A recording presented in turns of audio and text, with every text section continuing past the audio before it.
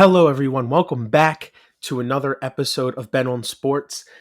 Sorry for the 1 week hiatus. I try and do at least one episode a week, sometimes two. I was very sick all week last week, and I didn't have time to edit or record or do anything. I could barely talk for a couple of days, so I apologize. I hope you understand. It is winter, and there's illnesses going around like usual. But we're back this week. Obviously, I finished the NFL series. I hope everybody's enjoying the NFL playoffs. There's a lot of sports going on. It's a great time for sports. It's cold outside, so it's quite easy to stay inside and watch the television. I think, especially in areas that have recently been hit by snow that aren't used to snow at all through much of America's southeast. But I digress. We're going to try a little bit different episode here. We have some season updates and some previews coming ahead the next couple weeks. So before I get into this week's episode, you're going to see some stuff. We're going to have an NHL and an NBA update since we haven't done episodes in October, and both of those leagues are a little bit more than halfway done. We are also going to have this episode is going to include the introduction of the first time I talk about a sport.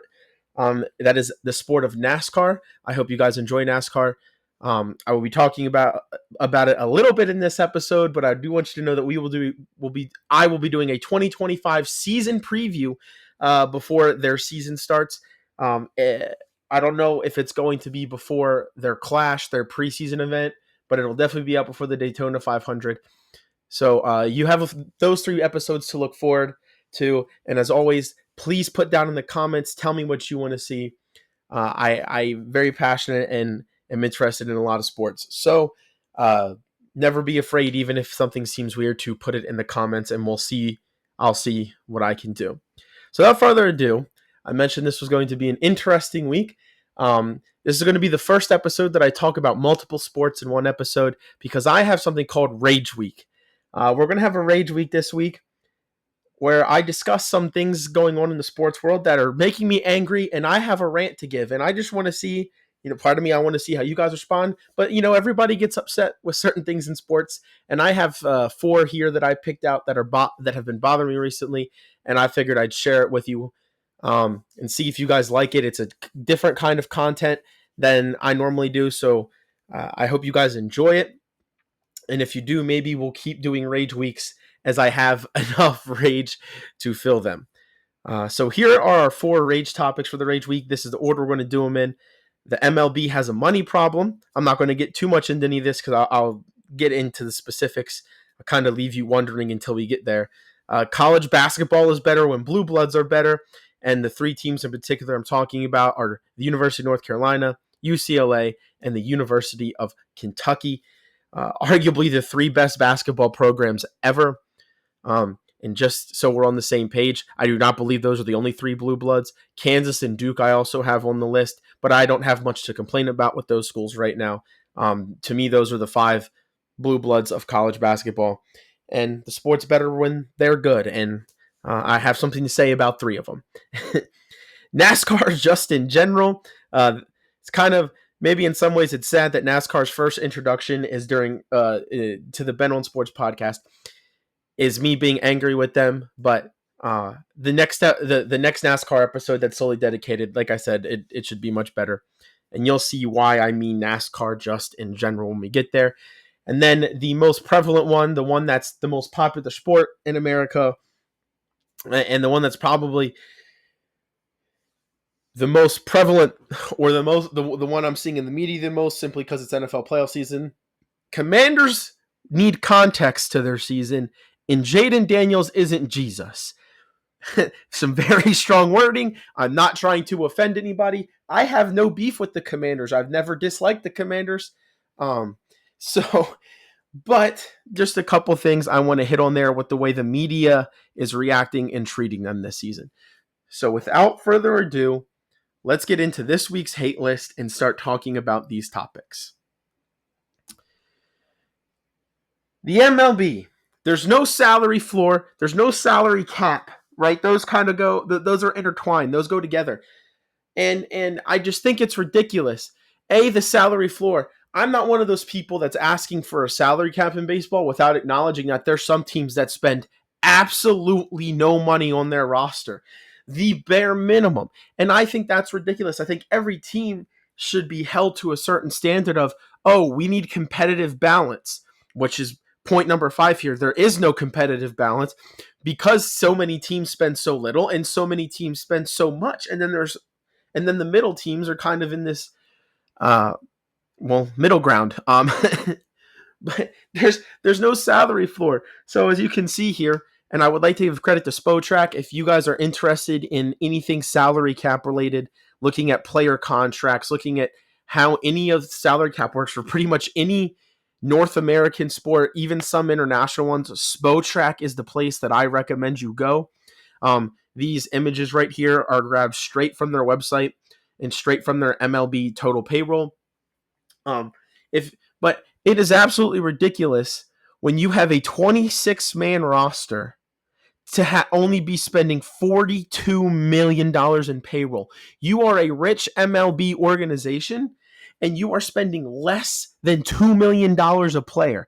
And that is absolutely ridiculous in a sport that's so popular worldwide. You have Asia, you have Latin America, you have Canada, the United States, you have the Caribbean. You have so many places the sport is popular. There's professional players from all over the place.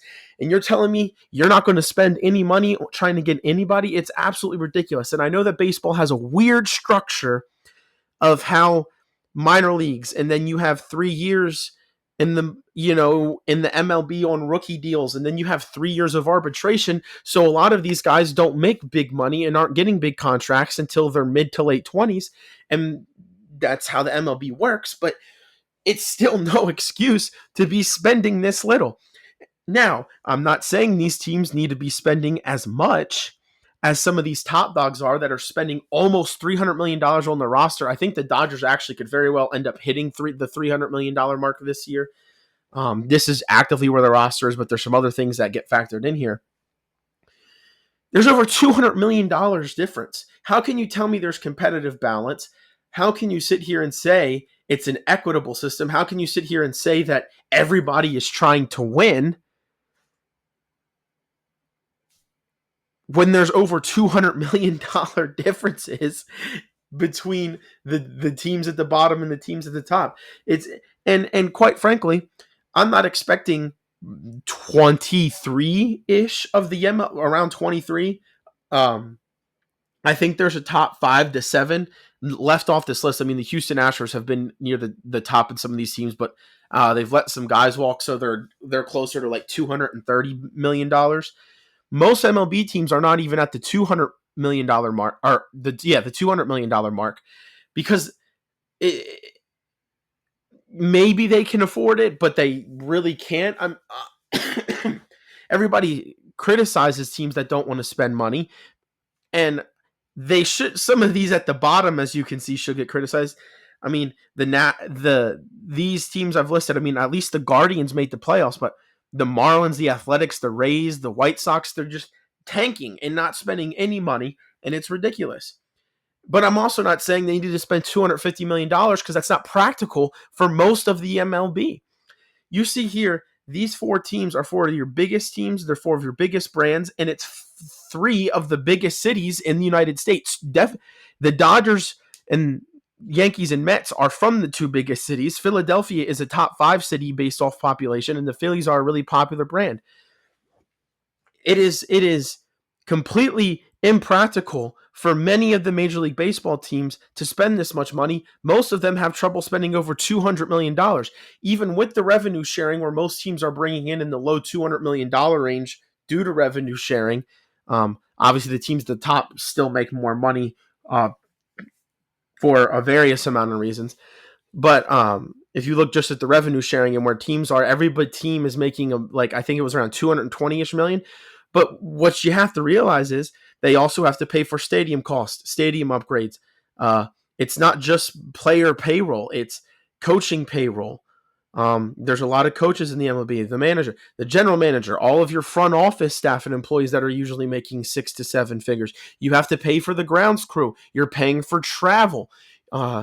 I mentioned some stadium upkeep, but some teams have to pay stadium leasing fees, or they're paying off debts from building new stadiums or upgrading their stadiums. There's also a different revenue sharing model, and where these teams have to pay for a lot in the minor leagues, because minor league players should be getting paid more and more money. They should all be getting paid living wages. And because of some of those movements that have happened recently, those guys need to get paid more. So it's not just paying for your major league roster that this revenue sharing is going into. It's your entire organization that this money has to get dropped into. And by the time you put it into all these things, once it disappears so fast. So to expect most teams to be able to compete with this level of spending is unfair.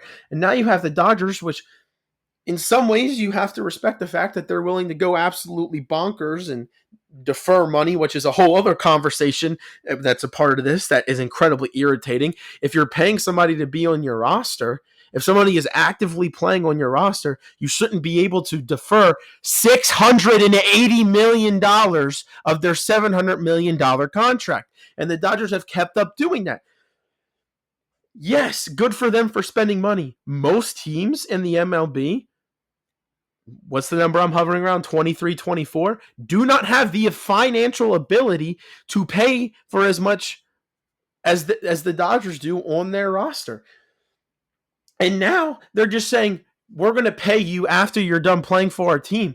What's that going to do to their roster 10 years from now when they're paying for somebody who may not even be on their team anymore, and they're going to be getting paid more than every other player most likely on the roster? It's simply not competitive balance to allow teams to spend this much money, and it's not competitive balance to allow teams to spend this little money. There needs to be a targeted goal of trying to keep everybody within the same realm. And it probably will never happen, because if you're an owner of a really rich franchise, why do you want to have to make it so you can't exert that advantage over people? If you're a small market, you want to be able to make as much money as you can, so you're going to keep spending no money. If you're a player in the Players Association, why do you want to agree to go to a system that means you're going to get paid less money? Right? There's so many obstacles that make perfectly logical sense, but you can't tell me that you're trying to force competitive balance from a financial perspective when this is the way it's set up. The other thing that I don't think people talk about is, maybe some of these mid-market teams, small market teams can afford to give one or two of their players massive contracts and not the whole roster. But let's not forget, some of them have done that before. And when that contract inevitably goes sour, because I would say the vast majority of these mega contracts that we've been able to see the life of, they do go sour in the back half.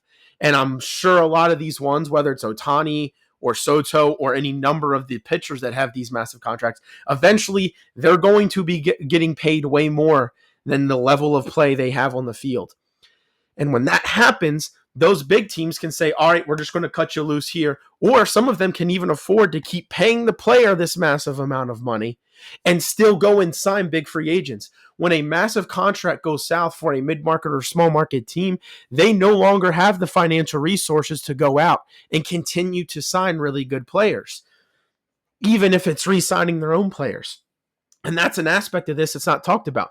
One of my favorite examples to use is the Orioles, a team that's so heavily criticized, and probably for some fair reasons, about not spending money. Well, they did try and spend money on one of their big name players. They tried to spend money on Chris Davis.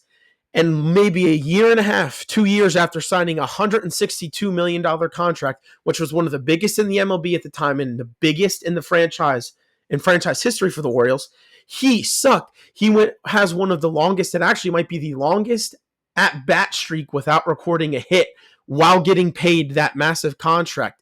And you know what it did? It took away the Orioles' money to be able to re-sign other guys, because now they're no longer performing because their most expensive player isn't performing. And so now they're not making as much money. They're not making the playoffs. And now they don't have money to re-sign guys like Manny Machado, who was an incredible player at the time and still is a pretty darn good player. Right? And maybe they wouldn't have had the money to do that to begin with, but it's just an example of how it's harder for some of the smaller teams to overcome reckless or large spending than it is for large market teams. So MLB, you were on the hate list because you have an awful financial system that is arguably the worst in North American sports when it comes to promoting competitive balance. And that's my take here at Ben on Sports on it, on the MLB. I mean, I think the NFL does a great job. They have a hard salary cap that everybody, you have the entire offseason, right? Teams start the offseason sometimes 50, 60, $70 million over the cap in the NFL. And they have the whole offseason to sign guys and adjust their salary cap around. And then by the time the beginning of the season comes, they have to be under that number. And I think it's a great system because it does give you financial flexibility to change contracts, readjust, right? Move money around while also giving you the chance to re-sign big name players. And additionally, the NFL also has a salary cap floor where pretty much every team has to be in the high 80s, low 90s, depending on what their situation is. But pretty much, I would say 89 to 90%, or every team has to be spending at least 89 to 90% of the NFL salary cap, forcing teams to spend money to go out and get players. And that is why I think the NFL has a really good system, and the MLB needs to do something. Maybe not the exact same thing, but the luxury tax clearly doesn't work, and the MLB is still incredibly inequitable in its financial systems. I mean, if you're anybody but the Dodgers, the Mets, or the Yankees, and maybe the Phillies, why are you even showing up to play next year? I mean, yeah, some of these teams have really good players. I mean, heck, I just mentioned the Orioles. They have a really good team, but the Orioles can't compete with some of these teams, right? And so, and now the Dodgers have arguably one of the best professional sports teams ever created. Anyway, MLB, you're on the hate list this week, and I have already outlined my arguments why. Let me know in the comments how you feel. Let me know what you think the MLB needs to do. If they need to do anything, let me know if you think the MLB system is perfectly fine and that I need to stop standing up for teams that are at a disadvantage. Because maybe that's what it is. Maybe I'm just anti-big market. Anyway, moving on to the number 2 thing on the hate list. College basketball in their blue bloods. Now ignore this chart on the right side for a second. I'm going to start with UC. Well, I have 5 points here, one for every blue blood. Duke and Kansas, don't really have any beef with them. They've done what they're supposed to do. They're doing what they're supposed to do this season. Excuse me, I guess I'm still a little bit sick. Duke has been good. It seems like they've managed the transition to John Shire after Krzyzewski. It seems like they've managed it well. Elite 8 last year. They're one of the best teams in the country this year. Duke doing what they're supposed to do. Kansas won a national championship as recently as 2022. They're doing what they're supposed to do. They're still really good this year. Preseason number 1. They've been hovering around the top 10 all year. Kansas hasn't really had a down year. They're doing what they're supposed to do. So I want to go and talk to UCLA, UNC, and Kentucky real quick. College basketball is at its best when the Blue Bloods are playing to the level they should be. And that's not to say that people don't enjoy other teams, because they do. UConn is loved. You know, Indiana, it's kind of like the second tier of Blue Bloods. I mean, I would say with UConn, right? They're loved. There's other teams that are also important. And who doesn't love the story of teams that just come out of nowhere and are really good all of a sudden? Kind of like Florida. Every once in a while, Florida gets really good, right? So I'm not trying to say that they're the only thing that's important, but they are important. And part of it is shown in this chart. The 2022-2023 college basketball season, I was reading an ESPN article about how it was ESPN's most viewed college basketball season on their networks. Keep in mind, at this time, the Big Ten wasn't regularly shown on ESPN, and it still isn't. So, but this is a chart of the most viewed regular season college basketball games in 2022, 2023. I think there's still some work in 2023, 2024, so it was hard for me to find statistics. But as you can see, obviously North Carolina Duke, that rivalry is central. It's one of the best rivalry in all of sports, college, pro, anywhere in the world. Obviously, it's important for both of those teams to be good because it drives views, those two teams alone, as its number 1 and number 2 rank. Then you see Kentucky at number 3 with another school that has a good history with their current head coach, Michigan State. There you see Purdue and Indiana. Indiana, big on basketball, right? Makes sense. Kansas and Kentucky playing each other. Number 5, right? Virginia, a team that has historically been good, maybe not right now. And North Carolina and Virginia and Duke are there on 6 and 7. Another Kentucky, another Indiana, another Kentucky. It is so vital for the health and viewership for these big name programs with massive histories to be really good. So, why are they on my list? Well, Duke and Kansas aren't necessarily as much on my list.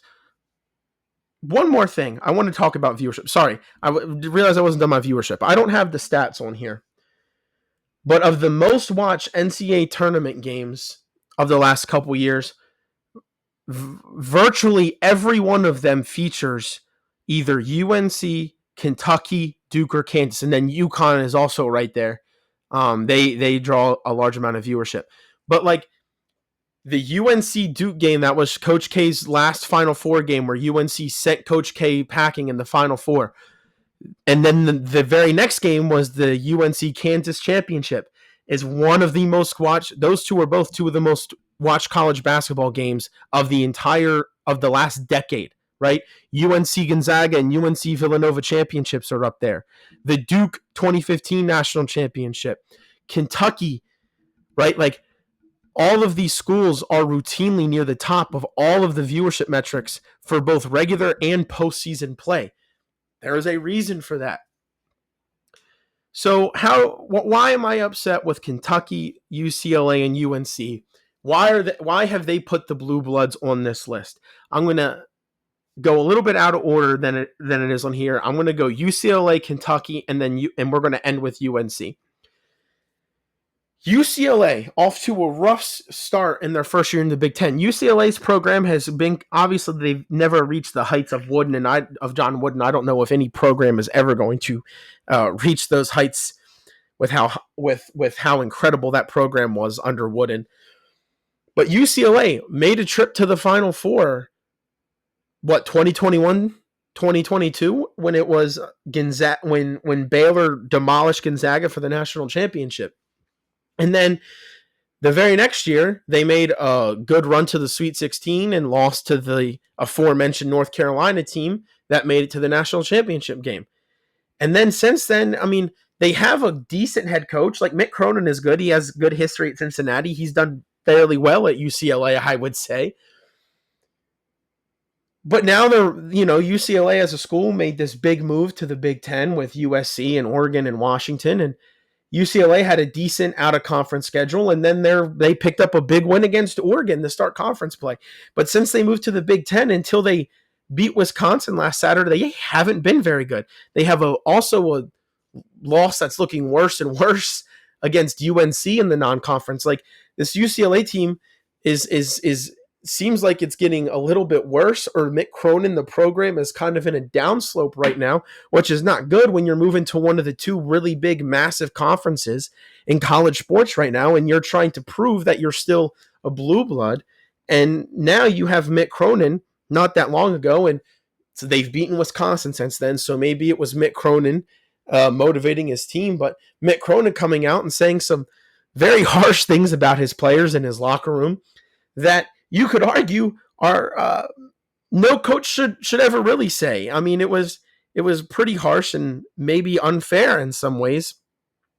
Again, they have beaten the top 25 team since the comments, but it's just not a good look from what's supposed to be a flagship college basketball program to have Mick Cronin standing in press in the press room blaming his players, right? Like it's just not a good look.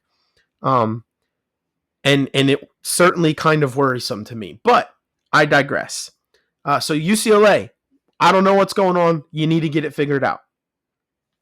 Now let's go to Kentucky, because first year without Calipari, so maybe some of this stuff is changing. I've always said John Calipari is the used car salesman of college basketball. He's really, really good at selling recruits on Kentucky. He's really, really good at some shady things, probably with paying players before it was officially legal. But I think he gets outcoached in-game X's and O's a lot, which is why he only won one championship at Kentucky, despite probably getting more talent than any other head coach at Kentucky. And they have, and to that point, and again, all of this is subject to change this year, but Kentucky has had zero tournament success, right? I mean, they've gotten upset as a 2 seed twice in the last 2 or 3 years. And last year they get upset as a top 4 seed. It's just they have good regular season success, and then they lose inexplicably frequently in the NCAA tournament. And it's embarrassing for a program like Kentucky, who has the second most national titles behind UCLA in the history of college basketball, to have that continuously happen. Now, I'll give Kentucky credit, and part of it is because when you get so many 5-star top 20 recruit guys, you're going to have some that get success in the NBA, and they have quite a few guys with success in the NBA. But it feels like they care more, and maybe this is their way of coping, but they care more about churning out pros and getting guys to the NBA than they do about actually winning college basketball games. And maybe that's not a bad place to be. Maybe if you're a Kentucky fan, you're fine with that. But at some point, doesn't Kentucky need to be in Final Fours and championships? And isn't that better for the health of the sport? I mean, look at college football right now. They've expanded the playoffs. Their viewership has exploded the last couple of years. And look at the teams that have so frequently been in it. A lot of the teams in the playoffs and a lot of the teams this year in the playoffs have been historic blue blood powerhouse programs. Michigan and Ohio State, right? Texas, Alabama, Notre Dame, right? These massive programs that have been around for a long time and have been standard bearers for a long time. So Kentucky, maybe you're not necessarily in a bad place. And maybe Mark Pope is changing the culture. They certainly have had a good start to this year. But at some point, you have to have tournament and postseason success. And to some extent, that's all that matters. All right, now let's talk about the last team on this list, UNC. It doesn't seem like they can find consistent footing under Hubert Davis. And really, the end of Roy Williams' tenure was a little bit up and down. I remember growing up, UNC seemed perennial top 15 team, always making good tournament runs, always had really good teams. And maybe they weren't producing college players at the level of a Kentucky or a Duke or NBA players at that level, but they still had really, really good college teams, and they still were producing NBA players, even if they weren't producing 5 All-Stars a year, right? But let's talk about specifically the Hubert Davis years. First year under Hubert Davis, they were a bubble team for a long time, and then picked up a big win against Duke and Coach K's last game at Cameron, and that kind of took them off the bubble, made them an 8 seed, and then they got incredibly hot, and really they got hot at the end of the regular season and went all the way to the national championship game, and then blew a 15-point halftime lead, although I still maintain sometimes, or it did not feel like North Carolina was 15 points better than Kansas in the first half of that game. If you go back and watch it, it didn't feel 15 points. But blow a 15-point halftime lead with a team that made an inexplicable run in some ways to the championship game and lost to Kansas. Then they bring everybody but Brady Manek back, right? Caleb Love, RJ Davis, Armando Bacot, Leaky Black, and had some good freshmen coming in and some guys that looked like they were ready to take the next step on the bench. Preseason number 1, everybody's like, wow, this team barely lost in the national championship game and only one player's gone, and it wasn't even their leading scorer. How are they not going to be good? And then Hubert Davis, maybe, and the team seemed like maybe there was some locker room thing. I have no idea. Nobody but the team knows. And then they missed the tournament altogether as a preseason number 1 in the makeup of a team that just made a national championship run. Kind of inexplicable, right? That's a very high and a very low for such a storied program. Then the next season, they have almost an entirely new team. Caleb Love transfers Leaky Black is going. You still have RJ Davis and Armando Bacot, but pretty much everybody else is different. You bring in transfers, you bring in a 5-star freshman, one seed, consistently a top 10 team, one of the best teams in the country. They were pretty much top 5 the entire season. Get a 1 seed, lose a game that to Alabama in the Sweet 16, an Alabama team that made the Final Four that it really didn't feel like they should have lost. It felt like they were the better team almost the entire game. And then inexplicably lose to Alabama, a good Alabama team.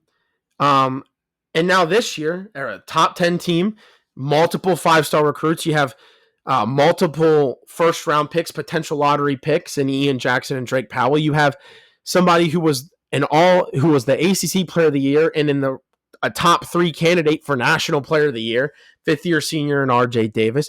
You had another 5-star recruit who is playing his second year in Elliot Cadeau. You have and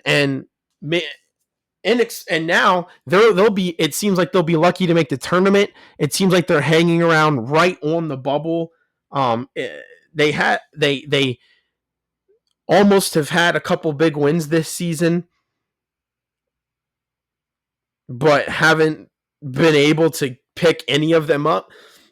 Think about Florida, Michigan State, at Kansas. They've had multiple opportunities, were winning close games late and just couldn't close out the games. And I mean, they played well against Auburn for, I would say, 30 minutes. There was 2 stretches where Auburn was absolutely dominant over them in Maui. And then kind of the same thing with Alabama. They played Alabama close for like 20, 25 minutes at home, and then Alabama had a couple stretches that ultimately ended up being the game. Excuse me. Right? So now the team is on the bubble and at the time of recording has lost 2 straight games, by the way. They should have won both in Stanford and Wake Forest. And now they're going to go, and 2 of their next 3 games are at Pittsburgh and at Duke, 2 of the 3 or 4 best teams in the ACC. And all of a sudden, in early February, the first weekend of February, North Carolina could be on the outside looking in of the ACC tournament, which would be the second time in 4 years under Hubert Davis they missed it, and it's the 3rd time in 4 years they've been on the bubble. And for a program of North Carolina's stature, that is unacceptable.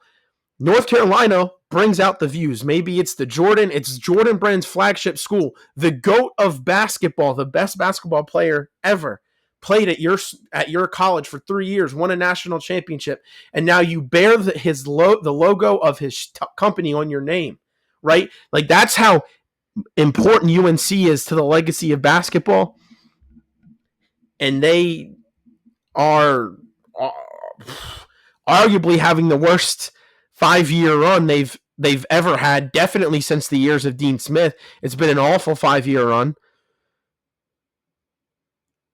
6-year run. I mean, COVID, they would have missed the tournament. Roy Williams last year, they were bounced in the round to 64 against Wisconsin. And then the 4 years I've mentioned with Hubert Davis. So what does North Carolina have to do, much like UCLA, to get back where they're a perennial power in this sport? I mean, and this year it's kind of inexplicable. Yes, they've had big problems, but they have what should be the best backcourt in the country. I mean, Seth Trimble, Elliot Cadeau, RJ Davis, Ian Jackson, all of those guys are capable of being all-American, all-ACC type players. All 4 of those players are really good, and they all have different strengths and different weaknesses.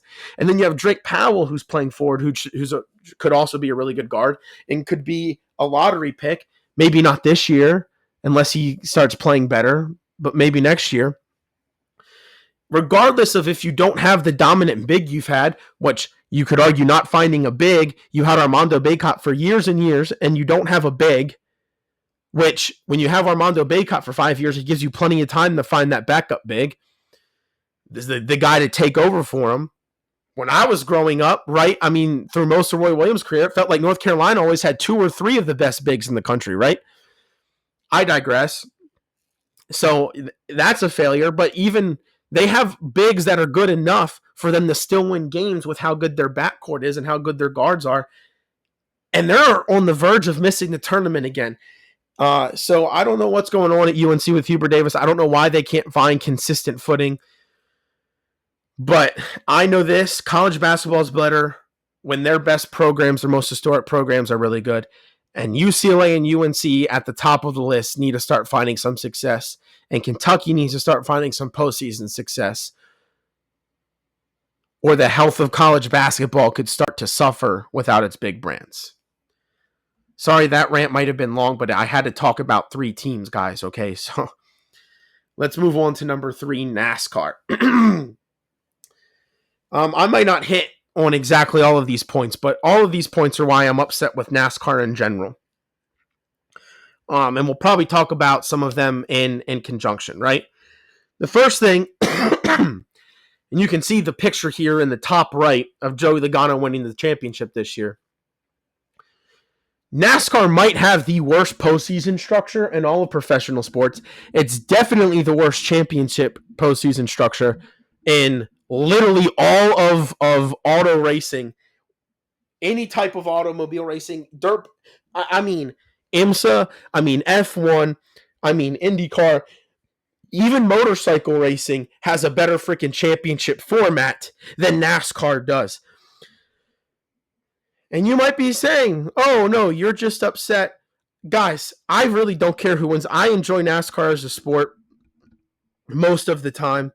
But I am, believe me, not salty about necessarily who's winning championships. Joey Logano had arguably the worst championship season of all time last year. Won a couple races, but still struggled on speed most of the season. Struggled to get top 5s and top 10s outside of those wins. Was constantly getting involved in wrecks. Had multiple races outside of the top 20. The top 20. That means there's 20 cars better than you at least every single week, and he still won the championship. The format is absolutely awful.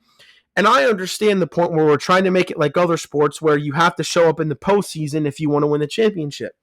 Fine, whatever. But automobile racing, and in this case NASCAR, is not like every other sport. I would argue in automobile racing, it should be more balanced about a whole season thing. You need to have speed the entirety of the season, not just win one of the lucky super speedway style races or be a road course ringer, win one race, finish 25th in regular season points, and then all of a sudden you're in the playoffs and can win the whole thing. It's absolutely ridiculous that this is the best system premier stock car racing can come up with. And I know that they're trying to make it better by saying, oh, well, now instead of being in the top 32 in points, you have to be in the top 25. If you should not get rewarded for finishing in the 20s in points, even if you have a win. Yes, let's make more of an emphasis, make winning more important. But isn't that what the stage points are designed to do? Isn't that what like winning stages is designed to do? If we want to make winning so important, why don't we make the points advantage for winning races even higher? That way you're getting even more points than the rest of the field is for winning races. I will even go as far to say, as this point system has messed up Hall of Fame careers because of how bad it is. I mean, how does a guy like Martin Truex, who at the end of the 2010s and the beginning of the 2020s was one of the most consistently top 5, top 10, top drivers. He was good on road courses. He was great on short courses and everything in between. And he only has one championship because of the system. Kevin Harvick, in my mind, one of the most consistently great NASCAR drivers of all time. And maybe part of this is because he's in the same era as Jimmy Johnson, one of the 3 7-time champs in NASCAR history. Kevin Harvick deserved 4 to 5 championships. There were so many years where he's top 4, leading NASCAR in top 5s and top 10s, up there at the front and wins, just constantly, always in the front, right? Always finding a way to finish well. And because of this system, it didn't mean a darn thing. There is multiple seasons that have happened where somebody arguably shouldn't have even finished top 5 wins the championship.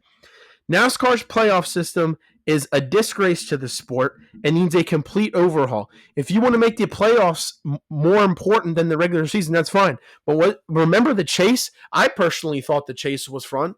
Isn't that what the chase was doing? I don't know. And I'm not trying to be an old man and say we need to go back to the original point system. I'm not saying that like from all those years ago that is necessarily what's right either. But as you can see, this is 2023. I couldn't find a graphic I liked from 2024. But this is 2023's championship. And this is the last race of the regular season. There is somebody making the championship there's somebody making the playoffs with 553 points. There are people that are going to miss the playoffs who are either right around there and should have a chance but now need to win to get in, or people with more points that aren't going to get in. And it was even worse this year. 2024 was absolutely terrible for the playoff format. Also, the win and in system encourages, let's just say, poor behavior on the racetrack. They rightfully punished Austin Dillon this year, and they should have. If you haven't seen any of that stuff, or you're not a NASCAR fan, maybe don't look at it because it doesn't necessarily look good for the sport, but also go look at it. Essentially, it encourages people to just turn things into a wreck derby at the end because, if I'm in third and I wrecked first and second place, but I win the race, all of a sudden I go from 28th in points to being in the playoffs because I won a race. So I get to jump ahead of 15 people that have outperformed me all season, right? Doesn't that sound stupid? So yeah, I digress talking about the playoff system, but it's one of the worst things in sports. And honestly, NASCAR needs to continue to make efforts to fix it because it's absolutely ridiculous, especially because some of their tracks, like super speedways, are so chaotic. Yes, we want to have races where everybody can win, but like a car that's 32nd in points and routinely at the back can win super speedway races because of the way that they're set up. And it's not right that they get to make the playoffs. Look no farther than Harrison Burton this year, right? Anyway, I also think some of the things that are making me upset about NASCAR are inconsistent officiating and rules application. I don't think everybody works by the same rules. I don't think everybody gets punished the same. And I think some teams get more leeway than others. And the reason why Hendrick Motorsports is here is because I think they're the chief culprit where they get, and I know that they have been penalized a couple of times. One of the more recent times was Chase Elliott getting punished, but I mean, what he did was you never right rear anybody in NASCAR, which is intentionally hitting the right rear of somebody, making them go head first into the wall, especially which is exactly what he did. So Hendrick did finally get punished, but it's like I feel like they allow their popular teams and their popular drivers to get away with more than everybody else does, and I don't think that's right. I think everybody should be held to the same standard. Now, I think it's gotten a tiny bit better since since they've kind of started to reshape all this stuff post-COVID. But I can vividly remember in 2020 during COVID, you had somebody with team orders, so it's multiple cars that are part of the same race team helping each other. And I know people argue you can never get team orders out, but I despise team orders and think everybody should race on their own merit, even if they have teammates in the race. So, for example, in 2020, I remember at Martinsville, granted, the playoff system is stupid, and Kevin Harvick and Denny Hamlin were the two best drivers in NASCAR all during the 2020 COVID season. And the fact that only one of them were going to make the championship round was ridiculous in the first place. Let me get out in front of that. But it was a 36-race season. Kevin Harvick won 9 races, literally a fourth. There's 35 other cars that race every single week. But those 35 cars combined for 3/4, and Kevin Harvick had 1/4 by himself. That shows you how dominant he was that year, right? Missed the playoffs. Part of it was the playoff format. And yes, he did wreck himself trying to wreck somebody else. That's a whole other thing. But that shouldn't have ever happened because NASCAR, Denny Hamlin should have been punished, and Joe Gibbs Racing should have been punished when you literally have his teammate, clear as day communication, saying, "Don't pass him, Jones."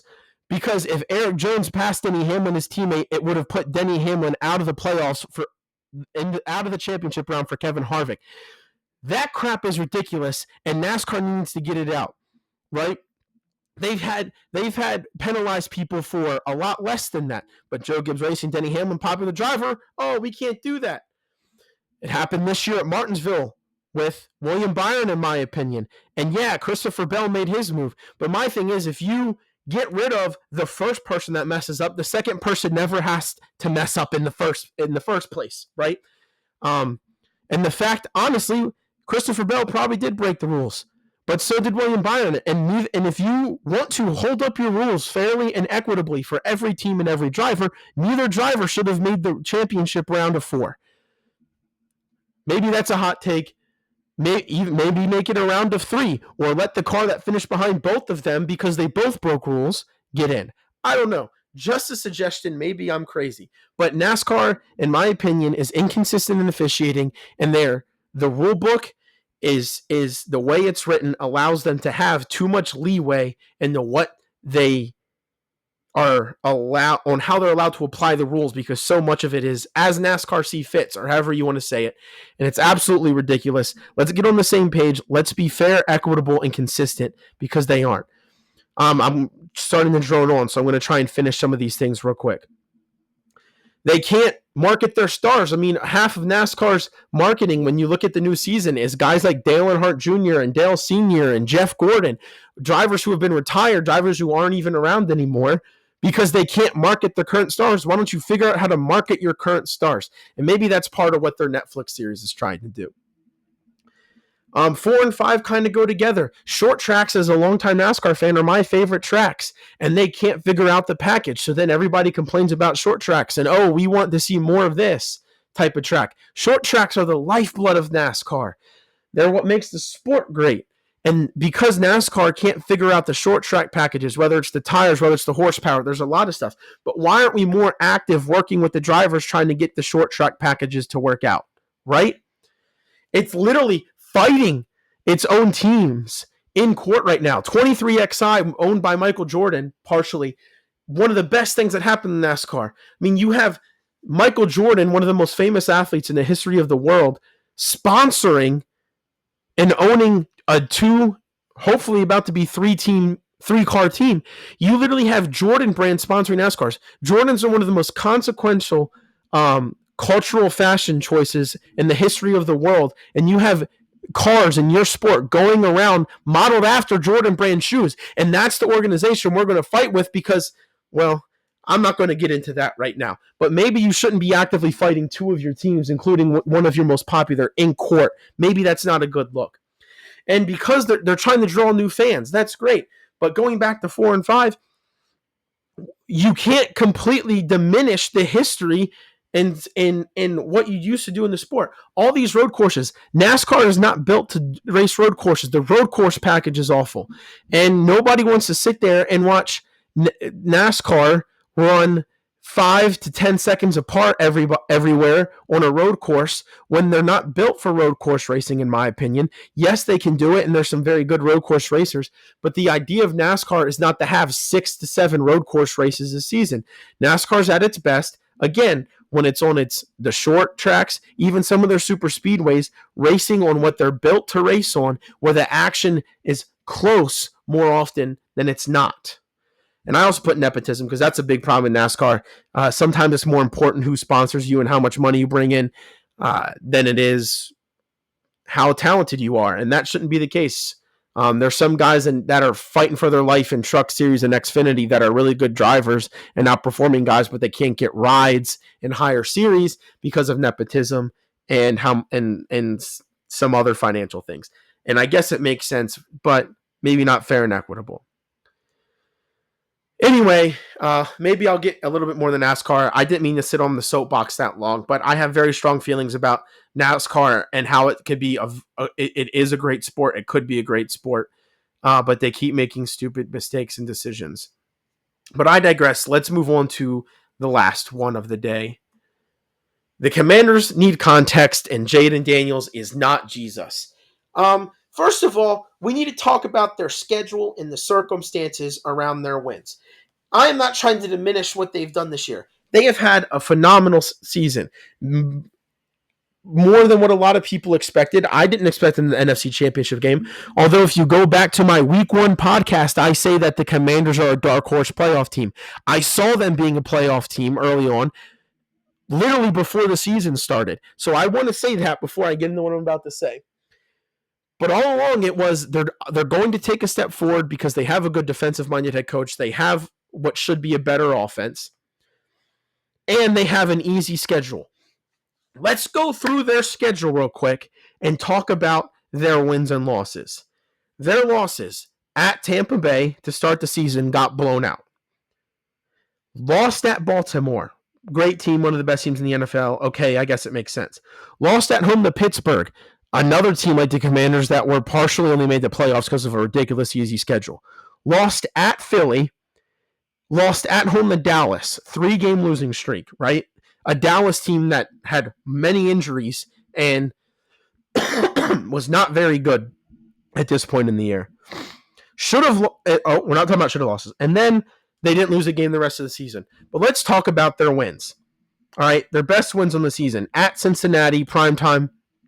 Impressive win, but Cincinnati's defense is absolutely horrific and couldn't stop a nosebleed all season, and they just outscored a team that, quite frankly, was awful. Might have been the worst defense in the league, right? Good win because Cincinnati has a good offense, but Cincinnati didn't make the playoffs. Cardinals, that was a good win. They blew out a Cardinals team that did finish with the losing record and missed the playoffs, but was leading their division at the beginning of the season. Okay? Beat a whole bunch of bad teams. Cleveland, Tennessee, Carolina, Chicago wasn't good, and they needed a miracle, literally a miracle, to beat the Bears. It's a miracle that Hail Mary went down. They beat the Giants twice. They beat a bad Cowboys team that had already been eliminated from the playoffs. Right? Maybe their most impressive one of the season, the Eagles at home. Jalen Hurts didn't play but, 10 snaps? Because a late hit by Frankie Louvu, the same guy that led with the crown of his helmet into Jared Goff in the playoff game? Maybe there's something there. But beating the Eagles with Kenny Pickett, who's not a good quarterback, and arguably not even the Eagles' second best quarterback on the roster, and doing it at home is a heck of a lot different than beating a healthy Eagles team in Philly, which I think the Commanders are going to get crushed this week. And if the Commanders win, I will go to Twitter and write an apology out to everybody and say I was wrong. Oh, also, they almost lost to the Saints. If it wasn't for poor officiating, they would have lost to an awful Saints team where half the team was out, including the starting quarterback. Okay, so they have maybe one, maybe two impressive wins, right, the entire season. Yes, they beat a good Bucs team, really on the strength of their defense. Their offense was good, not great. And their defense gave up 37 the first time they played. The defense gave up 20 the second time. That's really the real reason why they won that game against a very good Tampa Bay offense. Lions, very good offense. Defense was, and I got to give the Commanders defense credit because they made one of the best offensive lines in the NFL look average at best. Like the front seven from the Commanders played great. But to sit there and act like, the Lions had 18 players on IR going into that game. Essentially, their whole starting defense was out due to injury. The only team that the Lions defense played well against the last month and a half in the season was the Vikings. And quite frankly, Sam Darnold sucked the last month of the season. The Vikings offense struggled more and more as the year went on. Everybody was dropping a whole bunch of points on the Lions defense because they had practice squad players playing. Not only did they have practice squad players playing in that playoff game, they had, 4 or 5 turnovers, most of which gave them great field position, one of which was a defensive touchdown. Not trying to diminish the Commanders' offense because they've had a lot of good games, but let's also add some freaking context. The Commanders are not this fantastic. They're not even a top 5 team in the NFL, if you want me to be honest. Yes, they made the Final Four. Yes, they're in the NFC Championship game. They're not a top 5 team in the league. And quite frankly, I don't think without a lot of hijinks, without luck or injuries, or without one of the teams just having a flat-out awful game, there's not one of the final 3 teams that the Commanders can beat.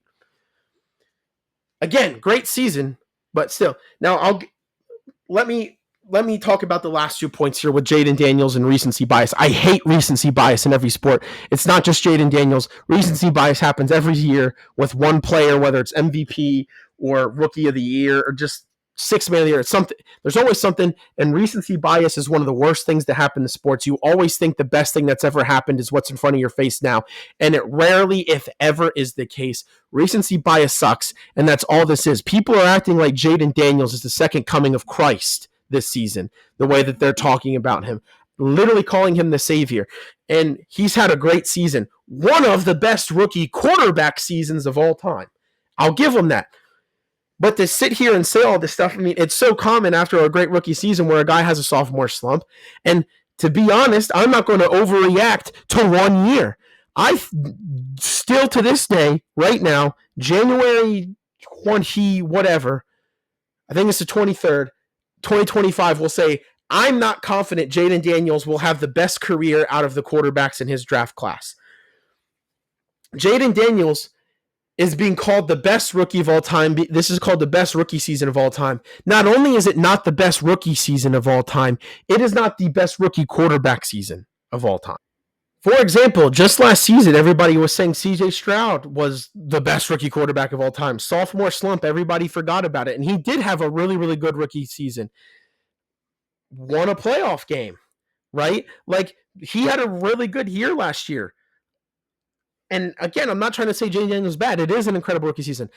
Andrew Luck, a couple more interceptions, but I think Andrew Luck turnaround was arguably more impressive than what Jaden Daniels has done this season, and he led his team to the playoffs and led a 2-14 team to an 11-5 record. RG3 had a great rookie season. Russell Wilson had a great rookie season at quarterback, and none of them have had the best rookie seasons in the NFL history. Lawrence Taylor almost single-handedly turned that Giants defense from one of the worst in the NFL to the best in the NFL. You want to talk about rookie seasons? Randy Moss, 13 touchdowns, 13 touchdowns, 1,300 yards. Randy Moss had a phenomenal rookie season as a wide receiver. Eric Dickerson, 18 touchdowns? Maybe it was Randy Moss at 18 touchdowns. I'm pretty sure Eric Dickerson, thinking off the top of my head, the running back for the Chicago, or Walter Payton. I am all over the place, guys. I'm so angry I can't keep my name straight. And I apologize for that. One of the best rookie seasons of all time as a running back. You want to talk about a rookie season? How about setting an NFL all-time record in 14 games that has not been broken decades later when they're playing 17 games a season? You know who did that? Night Train Lane, 14 interceptions, to this day has not been broken in a single season for interceptions. And you're telling me I'm supposed to believe Jaden Daniels is the best rookie of all time? Get out of here. In fact, part of the reason why there would be even better rookie seasons if guys would have started. That's the problem with those rookies. Adrian Peterson had a phenomenal rookie year, and he only played in, 9 games? Dan Marino was one of the best rookie quarterbacks of all time, and he didn't even start the year, and still arguably was just as successful as Jaden Daniels. All I'm saying is everybody is I'm willing to give the Commanders flowers. I'm even one of the people that said before they played a game that they could make the playoffs this season. But to act like they're a top 5 team in the NFL all of a sudden, to act like Jaden Daniels is the greatest rookie of all time, even the greatest rookie quarterback of all time, I haven't even mentioned some of the other seasons. I've only mentioned 5 or 6. When I found 7 or 8 that that compete with Jaden Daniels in my mind, and to say that is just incredibly irresponsible, and everybody's getting caught up in the moment of recency bias and excitement. But can we still please be literate, have some sports literacy, and think about the great players of the past, some of them the not so distant past, and say, great, this is a great rookie season. It's a great rebound for a franchise that desperately deserved it, desperately needed it. But let's not be irresponsible with our takes. Or maybe it's just the way the sports world works, and everybody who needs clicks, they need views, and by speaking in hyperbole and getting caught up in the moment, it gets them that. But I'm not going to be one of those people that contributes to what I think is I'm not going to contribute to the degrading of the greatness of the all-time athletes and degrading sports media to just be down the clickbait And that's a lot of what's happened with the Commanders, and it's been very frustrating to me. Great season. I saw it coming early. Go back and listen and go back and look at my Twitter. I saw it coming early. I have no ill will towards the Commanders, but let's pump the frickin' brakes. Please. I'll end it there. This is a longer episode. I hope you guys enjoyed this new form of content. Please like, comment, and subscribe as always. It helps me out so much as a creator. In addition to like, commenting, and subscribing, I want to hear your guys' takes. What makes you angry right now in sports? What do you guys want to talk about? Go put it in the comments. Go at me on Twitter and let me know. I want to hear from the audience. And like I said, we have some new episodes coming up. Keep letting me know what you guys want to hear. I hope you guys enjoyed. Let me know, even comment and let me know if you didn't. Let me know if you think I'm wrong. I'm always willing to entertain some debate. Thank you guys for taking time out of your week to listen. I hope you guys have a great week. Enjoy the NFL playoffs. Peace out.